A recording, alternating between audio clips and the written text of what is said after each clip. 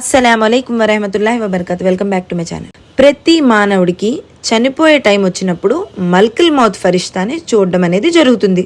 అంతే, అక్కడి నుంచి అతని యొక్క పుణ్యాలు మరియు పాపాల యొక్క తలుపులు మూయవేయబడతాయి. కానీ ముగ్గురు వ్యక్తులకు మాత్రం వారి పుణ్యాలు కబర్లో ఉన్న వారికి వెళ్తూనే ఉంటాయి. వారెవరో ఈ వీడియోలో మనం తెలుసుకుందాం. ఈ వ్యక్తులు వాళ్ళు సదకాయ జారియా చేసి ఉండొచ్చు. వాళ్ళు చనిపోయినా కూడా వాళ్ళ కబరికి వాళ్ళ పుణ్యాలు వెళ్తూ ఉంటాయి. అల్లా వాటిని అంగీకరిస్తాడు. మొదటి వ్యక్తి ఎవరంటే, ఆ వ్యక్తి ఏదైనా మస్జిద్ లేదా మద్రసా కట్టించి ఉన్నా లేక కొంత సహాయం చేసి ఉన్నా అలాంటి వ్యక్తికి పుణ్యాలు వెళ్తూ ఉంటాయి. ఎప్పుడు? ఆ మస్జిద్లో నమాజ్ ఇబాదత్ అయినప్పుడు, ఆ మద్రసాలో చదువు అది నేర్పిస్తున్నప్పుడు. అలాంటి వ్యక్తికి కూడా ఖబర్లో ఉన్నా కూడా అతనికి పుణ్యం అనేది వెళ్తూ ఉంటది, వాళ్ళు చేస్తున్న నమాజులకు గాను ఇబాదత్ గాను. దీన్నే సదకాయ జారియా అని కూడా అంటారు. రెండో వ్యక్తి, చనిపోయిన వ్యక్తి ఇతరులకు ఖురాన్ లేదా నమాజ్ చేయమని దావత్ చేసిన, వజూ నేర్పించిన, ఖురాన్ నేర్పించిన వారు చదువుతూ ఉంటే, నమాజ్ చేస్తూ ఉంటే ఆ వ్యక్తికి పుణ్యాలు వెళ్తూ ఉంటాయి.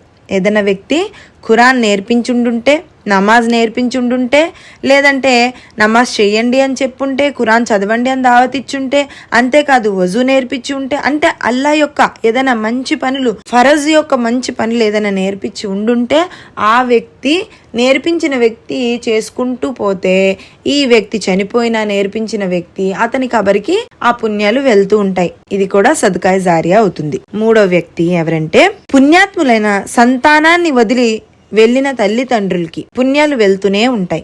వారి సంతానం వారి కొరకు పుణ్య కార్యాలు దువాలు చేస్తూ ఉండాలి.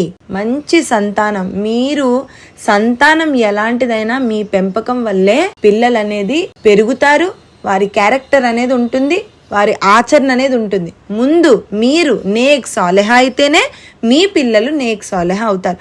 అలాంటి నేక్ సాలెహా మౌమిన్ ముత్తకి పరేజ్గార్ పిల్లల్ని గనక మీరు కని చనిపోయినట్లయితే మీ పిల్లల జరియా అల్లా సుబ్హానహు వ తఆలా మీకు పుణ్యాన్ని ప్రసాదిస్తాడు. ఇది కూడా సదకాయ జారియా అవుతుంది. ఆ పిల్లలు మీకోసం పుణ్య కార్యాలు చేస్తారు. అల్లా నా తల్లిదండ్రికి ఈ పుణ్యాన్ని ప్రసాదించు అని. అంతేకాదు, నా తల్లిదండ్రి యొక్క ఖబరులోని ఉండే అజాబుల్ని తగ్గించల్లా, నా తల్లిదండ్రి యొక్క బాధని కష్టాన్ని దూరం చేసి జన్నతుల్ ఫిర్దౌస్లో ఆలా ముఖం ఇవ్వల్లా అని దువా చేస్తూ ఉంటారు. ఎప్పుడు దువా చేస్తారు? ఆ తల్లిదండ్రి ఆ పిల్లలకి ఆ విధంగా పెంచినప్పుడు, నేర్పించినప్పుడు ఆ పిల్లలు అదే నేర్చుకొని తల్లిదండ్రి కోసం దువా చేస్తారు. వాళ్ళు ఇబాదత్ చేసుకుంటారు, వాళ్ళ జన్నత్ కోసం తయారీ చేసుకుంటారు, వాళ్ళ తల్లిదండ్రి కోసం కూడా అల్లాహతో దువా చేస్తూ ఉంటారు. ఇలాంటి పుణ్యం కూడా మనం చనిపోయిన తర్వాత మనం కబర్లో ఉన్న ఆ పుణ్యం అల్లా సుబ్హానహు వ తఆలా మనకి ప్రసాదిస్తాడు. అందుచేత మనం ముందు ముత్తకి పరేజ్గార్ అవ్వాలి, మౌమీన్ అవ్వాలి, నేక్ సాలెహా అవ్వాలి, మన పిల్లల్ని కూడా అలాగే పెంచాలి. అయితే ఇలాంటి సదకాయ జారియా చేసుకున్నట్లయితే మనం చనిపోయిన తర్వాత కూడా మనకి పుణ్యాలు అనేవి లభిస్తాయి. మరిన్ని మంచి వీడియోస్ కోసం నా ఛానల్ని లైక్, షేర్ అండ్ సబ్స్క్రైబ్ చేయండి. అస్సలాము అలైకుం వరహమతుల్లాహి వబర్కతు.